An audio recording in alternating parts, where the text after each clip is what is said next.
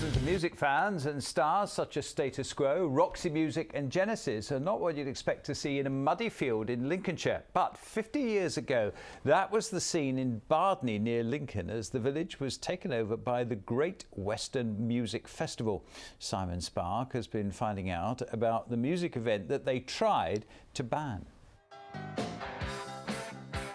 That's the Musical Express with the Faces and Joe Cocker and the Beach Boys on the front. Fans have been arriving all week from many parts of Britain and abroad. That's the programme I've saved for 50 years.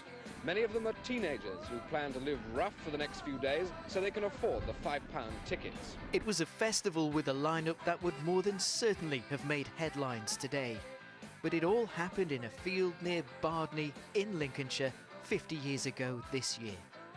And Tim Harness was there. It was great fun. It was wet and windy. It was typical English bank holiday weather, pretty blooming stormy. Already strong winds have ripped tents and turned over fencing. Trail of havoc, but it goes on. It was billed as Bardney but actually happened at a farm in Tupholme, just nearby, but almost didn't happen at all. The local councils didn't want the festival and they took legal action against it. Still of the same opinion that it's not desirable to have it here at Bardney.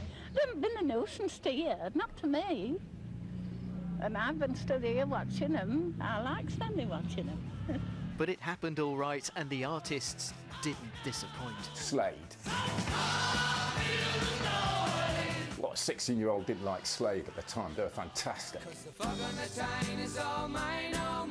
Lindisfarne, they were a very popular pop act at the time. You know, little Don McLean on a big old stage made of scaffolding in the rain with his guitar, the Beach Boys, and they did all their surf songs, which seemed a little bit out of place in Bardney. But, you know, to be able to go 10 miles and see the Faces on stage, I mean, that was awesome.